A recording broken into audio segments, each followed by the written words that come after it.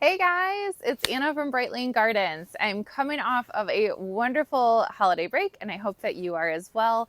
I did have to take a quick hiatus from our native landscape design course series because it is time to talk about winter sowing.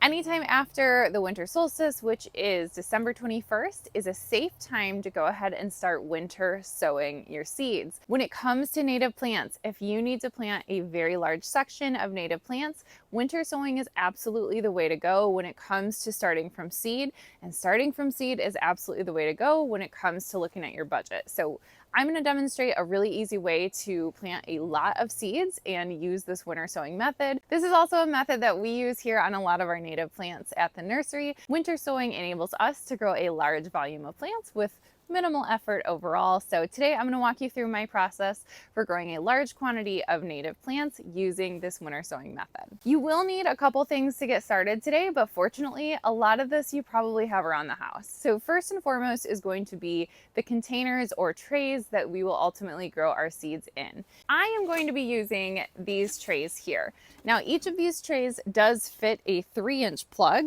on the bottom here. The reason I like starting my seeds in these trays is because they can actually stay in these trays for usually up to 2 years, and we can sell them as plugs or we can upplant them into a larger plant. This is a great way to go if you want a lot of individual plants. If you are looking for just a mass planting, you can always just use a solid tray. Just keep in mind that you will need drainage holes on the bottom. And now, in addition to a tray or a setup like I have with drainage holes, you will also need a cover on top of those seeds. The reason that you'll need a cover is 2 reasons. First and foremost, you want to go ahead and definitely try to create that greenhouse effect as much as you can. We do want to try to trap some of that moisture in there. But the second and potentially most important reason is to protect from predators. The critters get really crazy in the winter. They obviously have a lot less food to go after. So when they see those yummy seeds sitting there on top of the soil, they are going to want to go after them. You will definitely want to have something over top your seeds to protect them from predators like squirrels and birds. Now, as I mentioned earlier, I'm doing a large setup today. So I'm going to plant quite a few seeds. I want to plant at least 10 trays, get them outside, definitely have a couple hundred plants ready to go. But if you are just getting started with your winter sowing journey and you're not planting as many plants as us, you can use a lot of stuff from home. Grape containers or other produce containers are one of my favorite go-to resources when it comes to winter sowing.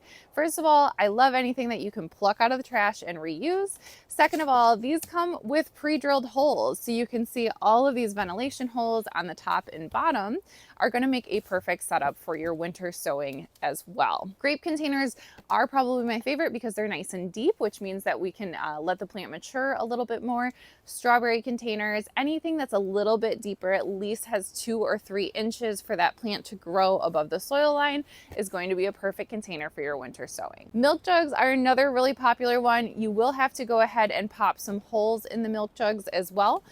Just keep in mind you need drainage holes on the bottom of your container, and whatever you're using as your lid does have to have holes on the top to ensure that some snow and moisture can drip down in between. The tray lids that I showed you earlier were solid plastic, so I did have to poke some holes in there.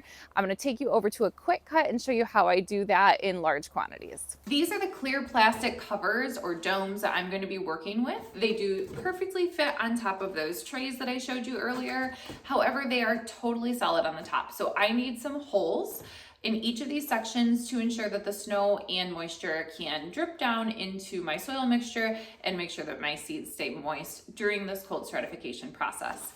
If you are working with solid plastic like this, it's really hard to cut holes in this. I recommend just investing in one of these little soldering irons.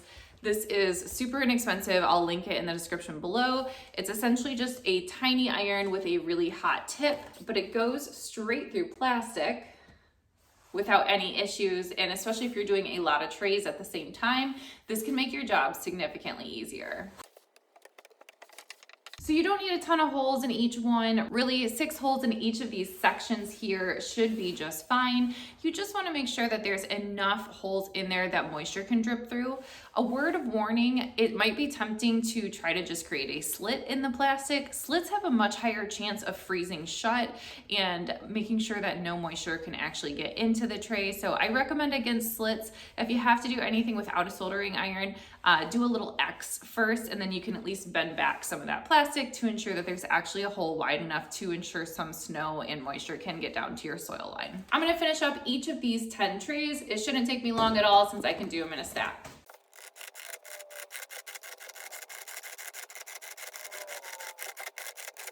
All right, once you have your containers picked out, the hard part is primarily done. After that, you just need your soil mix, your seeds, and a way to label which seeds you planted where. For the soil mix, you can refer to my seedling starter mix for reference. I'm just using a Pro Mix starter mix for today because I didn't have anything mixed up. But anytime you're working with seeds or seedlings, especially when it comes to native plants, you want to think the soil that I have in my backyard, but sifted through to make sure that it's only small particles that remain. You don't want any large pieces of bark, mulch, anything like that in the soil. You want it to be nice and fine so it's really easy for the roots of your seedlings to find their way through the soil and start to get established. We have a nice variety of seeds that we're planting today. We have little blue stem and June grass for our grass varieties. We do have a poppy mallow, which is the native poppy. I also have a blue-eyed grass, which has a really nice delicate blue flower on it, but has grass-like foliage. We have Midland shooting star, and I'm going to pick out a couple shade varieties as well, just so we can have a robust variety to get started with when the plant nursery opens in the spring. My very first step is going to be to fill up each of these little cubicles with soil. I want to fill them pretty much to the top, keeping in mind that the vast majority of our native seeds just need to be plopped right on top of the surface of the soil, especially when we have a cover to keep out predators. You just need enough soil surrounding that seed to ensure that the seed stays moist.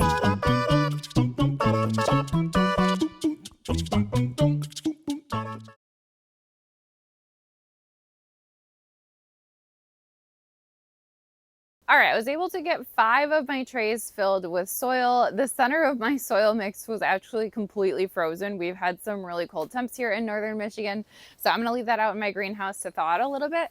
But in the meantime, let's go ahead and get started on some of our seeds. I'm gonna start with my grasses. So June grass and little blue stem grass. These are 2 of our top selling grasses here at Bright Lane Gardens, and for good reason. They are beautiful, they add so much to landscaping, and they're hugely beneficial for the environment. So we love to carry large quantities of these grasses. I love starting my native grasses with this winter sowing method. Most native grasses actually don't have a technical cold stratification period that is required for germination. And that's because these can grow in a lot warmer climates that don't actually get winters. However, your germination rate does have a much higher success rate when you use cold stratification on these seeds. So we're gonna start with our little blue stem grass. I'm going to put 2 to 3 seeds in each of these compartments in hopes that at least one will germinate into a mature plant. This is what your little blue stem seeds look like. They do kind of look like the tassels that you would see on mature grass out in the meadow, and for good reason. The wind would typically pick up these tufts here on those seeds and would carry these to other portions of the meadow. So we're gonna put 2 to 3 of these in each compartment. For the most part, I am going to lay these right on top of the soil surface. There is not a huge reason for me to bury these, and with a lot of smaller seeds, if you bury them too far under the soil surface, they actually can't find their way to the light when it's time. If you think about it in nature, there is nothing that's going to come out and bury these seeds with the exception of maybe a nice little layer of leaves. So for the most part, they just sit right on top of the soil surface and they do a fine job of germinating on their own.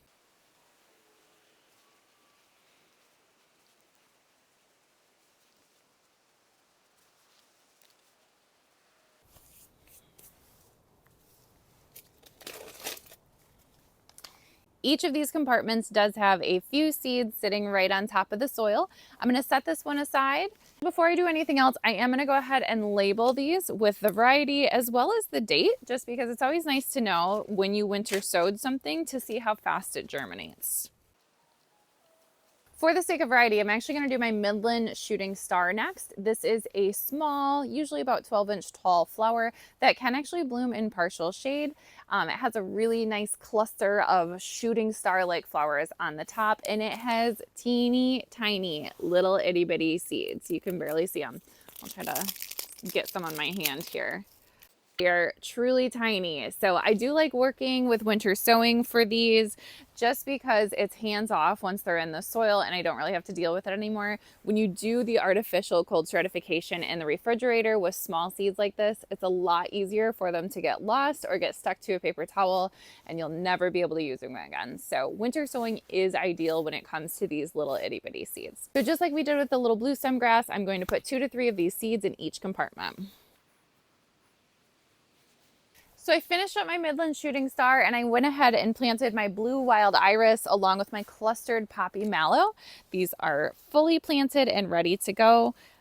Before I put the lids on, there's one final step that I need to take and it's gonna make my hands freeze off. So I had to wait till the very end to do this, but we're actually gonna cover each of these trays with some snow to make sure that these seeds get a really moist start in life. So let's head on out of the hoop house, fill these guys with snow, and then we'll finish up our process here.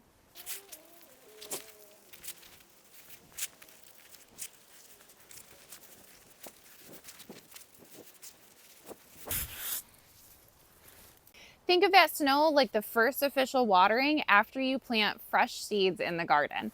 So all of my seeds are now going to be able to get that initial water, which makes that soil nice and moist around the seed.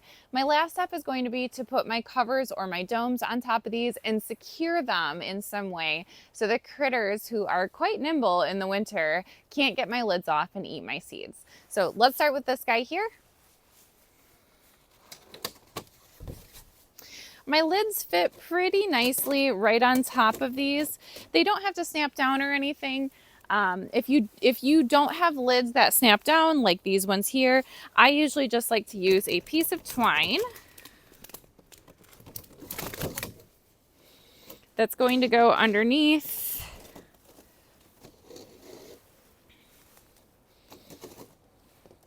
And I just want to tie it right in the middle there.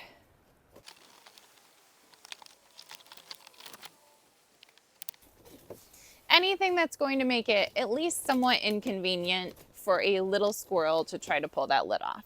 Do this to all of your trays and then I'll show you where we place them outside. My trays have been watered with snow, they're covered, and those covers are secure with twine, which means everything is complete and I'm now ready to place my trays outside. So a couple tips for placing your trays outside. It is kind of nice to put them in a more sheltered area if you have something up against a wall or something that has some protection from the wind. Just keep in mind you want to make sure that these get the same precipitation that the rest of your yard is getting. So you want to make sure that it's not under the protection of a roof or an awning or anything like that. You do want the snow to fall on these trays. You want the rain to fall on these trays. That's what's going to help your seed germinate. It doesn't really matter if your seedling is shade preference or sun preference.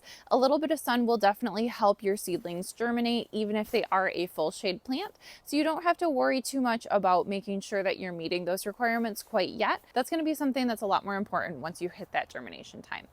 For me, I just set my trays right out here in our sales area for the plant nursery. I have a nice tarp laid down that does tend to keep some of the critters away because there's just not as much to scavenge for in that area. So I'm going to go show you where I place my trays.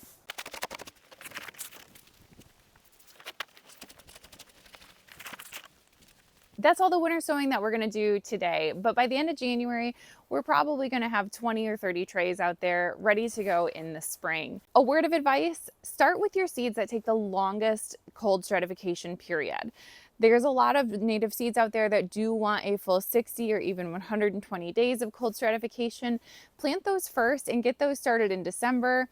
And then you can gradually work your way up to those seeds that only need 10 or 20 days of cold stratification to successfully germinate. Since we are a plant nursery and we like to have our seedlings looking robust and healthy, ready to go in early May, we typically will start to bring our trays of winter sowed seeds into the greenhouses by late March, if not earlier, depending on how warm those temperatures get. Of course, then I have to manually water these seeds, but it does enable us to warm up the environment and speed up that germination process. If you're not in a hurry like we usually are, you can keep your seedlings safely out in those trays for quite a bit longer.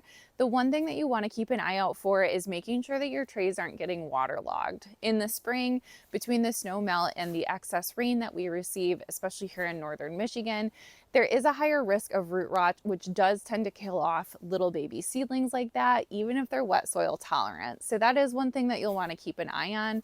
If you're getting a lot of rain, or if the soil is really saturated and your trays are sitting in that saturated soil, you might want to move those to a sheltered location or bring them inside of something with a roof like your greenhouse or a garage. I hope you enjoyed this tutorial. Winter sowing is so helpful when it comes to growing native plants from seed. It's super beginner friendly, and it's a great way to grow a large quantity of plants with very minimal effort overall. It's great to let Mother Nature take its course and grow the seeds that are meant to be planted here. After this video, we are jumping right back into our native landscape design course, which, if you're not familiar with it, we walk through step by step and talk about different design elements that can help you create a gorgeous landscape design with plants that are native to your region. So you'll definitely want to tune in for the rest of that course. If you have any questions on my process for winter sowing seeds, or if you have any tips of your own that you would like to share, please leave them in the comment section below. I always love to hear from you guys. As always, we sure do appreciate any time that you spend on our channel. Thanks so much for tuning in with us today, and I sure hope to catch you next time. Bye-bye.